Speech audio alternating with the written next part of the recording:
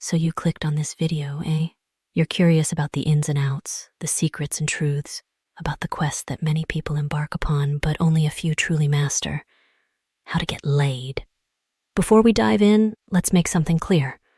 This is not your average run-of-the-mill dating advice video. No, my friends, this is a comprehensive guide designed to challenge, inform, and transform your approach to dating and relationships. Now, you might be thinking, isn't getting laid all about physical attraction? Sure, that plays a role, but there's a lot more to it. We're going to explore the psychological, emotional, and even the strategic elements that go into this seemingly straightforward goal. Yes, we're getting serious about getting laid. Why is this important? Well, because the landscape of dating and relationships has drastically changed over the years. The rise of technology, the shift in societal norms, and the complexity of human interaction have all contributed to a new dating paradigm.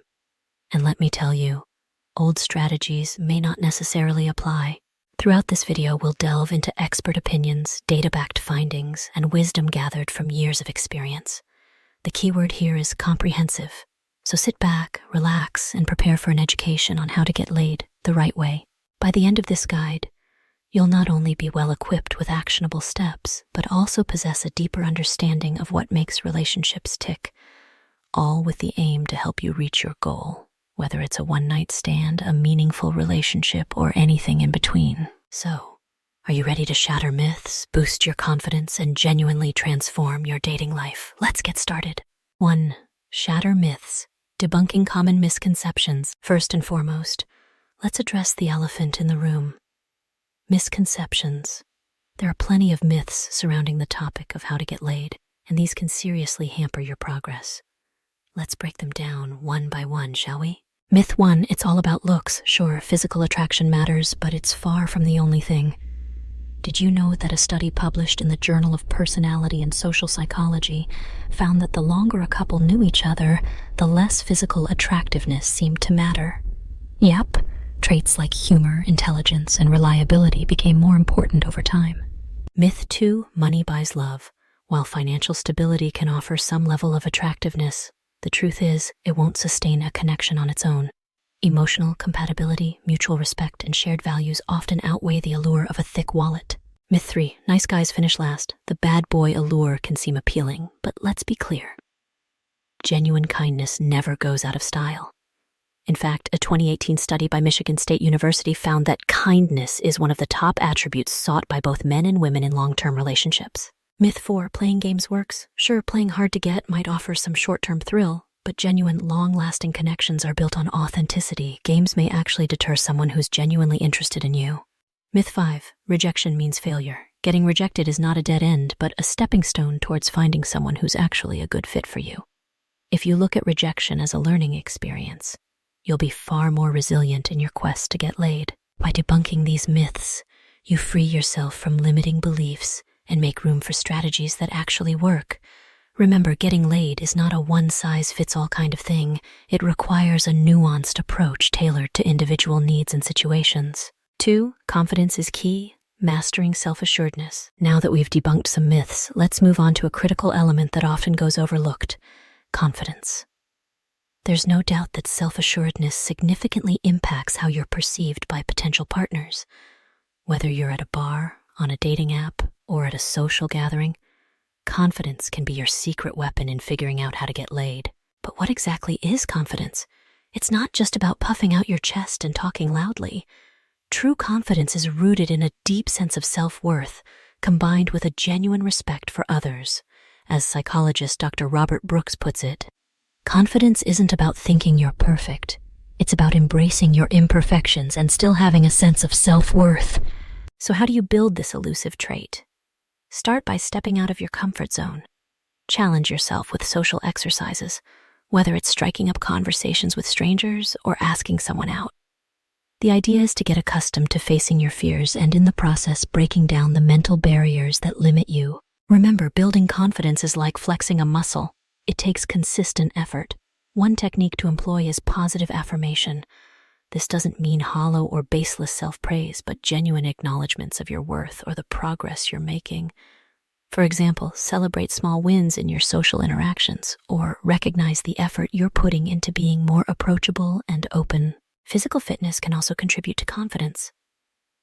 A study from the Journal of Health Psychology showed that regular physical exercise improves mental well-being and contributes to higher self-esteem.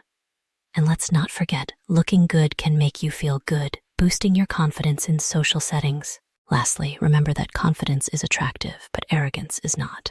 There's a fine line between the two. The key is to be sure of yourself without undermining or disrespecting others. That's the kind of confidence that not only commands attention, but also fosters meaningful connections. 3. Physical attraction more than just looks. All right, so you've got your confidence game strong. What's next?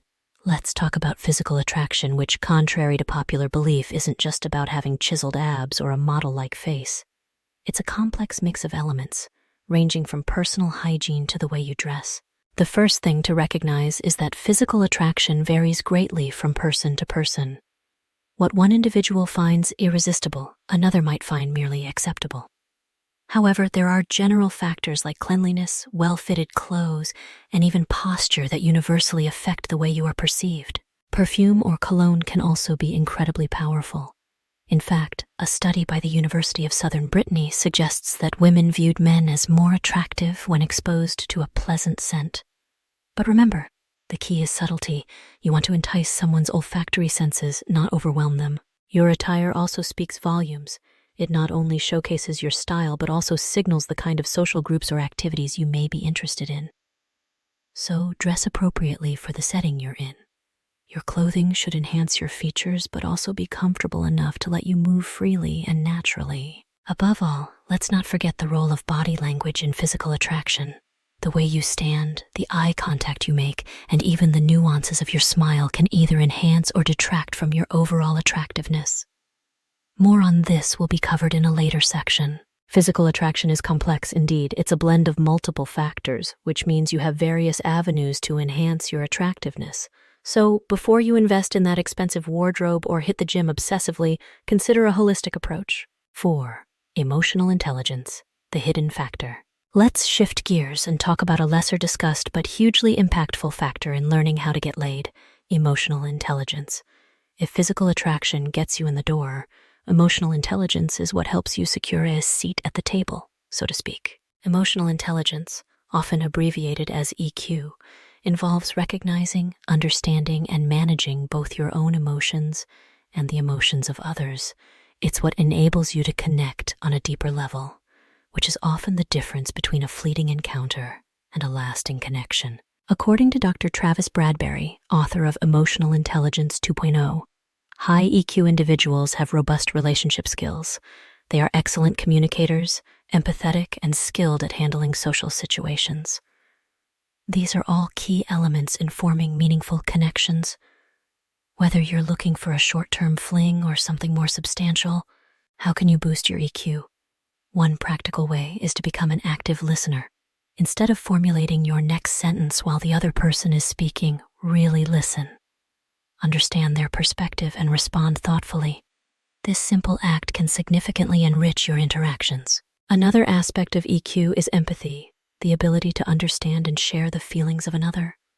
This can be as straightforward as reading facial expressions, or as complex as sensing the mood of a group. In any case, it's a crucial skill that can elevate your social interactions to a whole new level. Lastly, high EQ people tend to have good social radars that allow them to read a room effectively. They understand social dynamics well and can often predict people's reactions or the outcome of social situations. This can be an invaluable skill when navigating the often tricky waters of dating and relationships. 5. Where to meet, navigating the best spots. The question of where can sometimes stump even the most confident among us. Location can play a critical role in your quest on how to get laid. The cliché suggests bars or clubs, but let's face it, not everyone feels comfortable or shines in those settings. Firstly, don't underestimate the power of shared interests. Places where people congregate around a shared hobby or interest provide fertile ground for meaningful connections. Whether it's a hiking group, a book club, or a cooking class, shared activities create natural opportunities for conversation and getting to know someone on a deeper level. Networking events or social gatherings also offer a less pressured environment to meet potential partners. people usually come with a more open mindset, and you have the opportunity to interact on a less superficial level than you might in a bar. If you're still keen on the traditional route, pick a bar or club that aligns with your interests and personality. If you're into indie music, for instance, a specialized live music venue will likely attract like-minded people. The comfort and familiarity of an environment can contribute to your confidence, making you more appealing and approachable. Public spaces like parks or coffee shops shouldn't be overlooked either. Sometimes a casual setting can offer a neutral backdrop that makes it easier for both parties to open up. However, make sure to read the room. Not everyone at a coffee shop is looking to meet someone. Lastly, the friend of a friend route is always an option. Don't be too quick to disregard your friends' networks. Sometimes a casual introduction can lead to a meaningful connection. Your friends already know your character and can potentially introduce you to someone compatible. 6. Online or offline. Choosing your battleground. In today's digital age, the question of where to meet someone naturally extends to the online realm. Dating apps and websites have revolutionized how people meet, offering both convenience and a wide selection of potential partners. When it comes to online dating, the first step is choosing the right platform. Apps like Tinder, Bumble, or OkCupid each have their own ecosystem and vibe. Research shows that more than 1/3 of marriages start online, but not all platforms are created equal. Make sure to select one that aligns with what you're looking for. Regardless of whether you're looking online or offline, a fundamental principle remains the same. Be authentic. Online platforms may provide the temptation to present an idealized version of yourself, but remember, the goal is to meet in person eventually. Any facade will likely crumble under real-world scrutiny. Privacy and safety should be paramount when dating online. Always meet in public places for the first time. Let a friend know where you'll be and listen to your gut. Safety tips may seem basic, but they're essential for a reason. But what if you're skeptical about online dating? That's entirely okay. Many people still prefer the old-fashioned charm of meeting someone spontaneously. Both approaches have their pros and cons, and what works for one person may not work for another.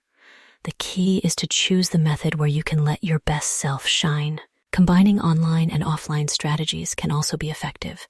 Use online platforms to make the initial connection and then deepen it through real-world interactions. That hybrid approach provides both the breadth of online dating and the depth of in-person communication.